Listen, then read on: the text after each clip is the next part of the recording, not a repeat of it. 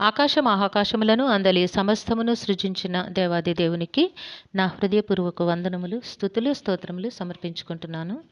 అందరికీ శుభోదయం. ఇది నా మహోన్నతుడైన దేవాది దేవుడు నీ కొరకు సిద్ధపరిచిన వాక్కు. కాబట్టి వెళ్ళుము, నేను నీ నోటికి తోడయ్యుండి నీవు ఏమి పలుకవలసినది నీకు బోధించదనని అతనితో చెప్పాను. దేవుని నామమునకు మహిమ కలుగునుగాక. ఈ మాటలు నిర్గమాకాండము 4వ అధ్యాయము 12వ వచనములో వ్రాయబడి ఉన్నవండి. ప్రియమైన నేస్తమా, నీ జీవితంలో నీవు దేని కొరకు చింతిస్తూ ఉన్నావో, దేని కొరకు వేదన చెందుతూ ఉన్నావో దాని గూర్చి ఈ దినాన నీ దేవుడు నీతో ప్రత్యేకంగా మాట్లాడుచు ఉన్నారు. ఈ కాంటెక్స్ట్లో చూసినట్లయితే మోషేను ఫరో రాజు దగ్గరికి పంపిస్తాడు తన ప్రజలను విడిపించుట కొరకు దేవాది దేవుడు. అప్పుడు మోషే అంటాడు, నేను నోటి మాంద్యము గలవాడను, నా మాట్లాడే ఆ కెపాసిటీ నాకు లేదు, కాబట్టి నేను మాట్లాడలేను, నేను నేర్పరిని కాను, అలా తదితర మాటలు చెప్పి తప్పించుకోవడానికి. ఎందుకంటే తన ఎఫిషియన్సీ తనకి తెలుసు కాబట్టి ఏ విధము చేతనైనాను అక్కడికి వెళ్ళి నేను గెలవలేను అని మోషే అనుకుని అట్టి రీతిగా తప్పించుకోవడానికి ప్రయత్నం చేసినప్పుడు దేవాది దేవుడు ఈ మాటలు చెప్పారన్నమాట. నీ నోటికి నేను తోడయ్యుండి నీవేమి పలుకవలనో నీకు బోధిస్తాను, వెళ్ళవయ్యా అని చెప్పారు. అలానే ఈ దినాన్న మహోన్నతుడైన దేవాది దేవుడు నీ జీవితంలో నీవు నాకు మాట్లాడడం రాదు, నాకు ఉద్యోగం చేయడానికి నాకు ఆ స్తోమత లేదు, నాకు సరైన జ్ఞానము లేదు, కానీ నేను బ్రతకాలి, ఇట్టి స్థితులలో నీవు వేదన చెందుతూ యాతన పడుతూ ఉన్నావు. నేస్తమా, నీవు దేవునిపై ఆధారపడి దేవుడు బుద్ధి జ్ఞానములు సర్వసంపదలు ఆయన హస్తములో గుప్తములై ఉన్నవి గనుక మీరు నా యొద్ద అడిగి వాటిని పొందుకొనుడి అని వాగ్దానం చేస్తూ ఉన్నారు. కాబట్టి దేవుని సన్నిధిలో విశ్వాసంతో ప్రార్థన చెయ్యి.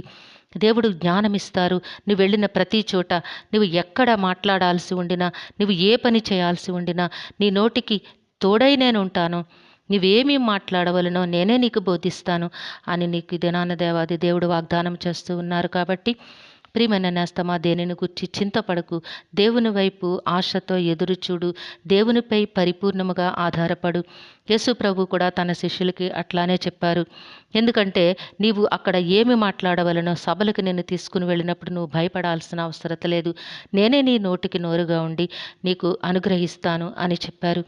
ఇన్ని వాగ్దానములు నీవు చేతపట్టుకొని చాలా ధైర్యముగా దేవుని సన్నిధిలో ప్రార్థన చేసుకుంటూ ముందుకు సాగినట్లయితే నీ బ్రతుకు ఎంతో ఆశీర్వాదకరముగా ఉంటుంది, ఫలభరితముగా ఉంటుంది.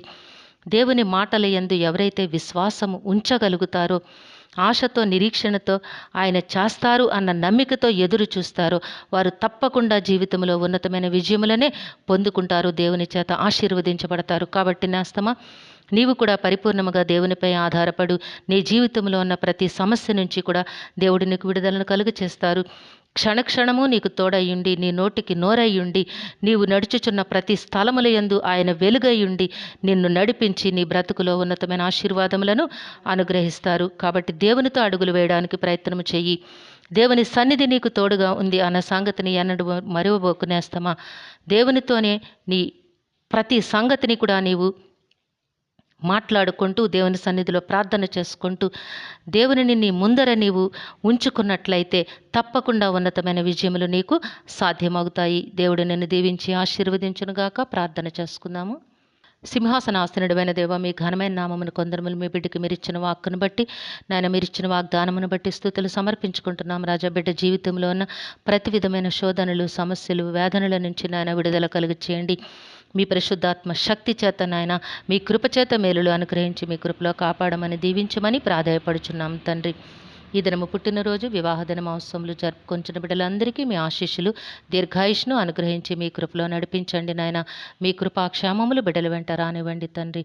మా ప్రియులందరి కుటుంబాల్లో కూడా ఆయురారోగ్యము, సంపూర్ణమైన రక్షణ, దీర్ఘాయుషు, నెమ్మదిని ప్రసాదించి మీ శాంతి సమాధానంతో జీవింపచేయమని సమస్తమును మీ దివ్య హస్తములకు అప్పగించుకుంటూ ఈ ప్రార్థన మా రక్షకుడును మీ ప్రియ కుమారుడైన యేసుక్రీస్తు వారి అతి శ్రేష్టమైన నామమున అడిగి వేడుకొనుచున్నాము తండ్రి. ఆమెన్. సర్వకృపానిదేగు దేవుడు మీ కుటుంబ జీవితంలో ఉన్నతమైన ఆశీర్వాదములు అనుగ్రహించి మిమ్మును ఆయన నామ మహిమ కొరకు జీవింపచేయునుగాక. Amen, amen, amen.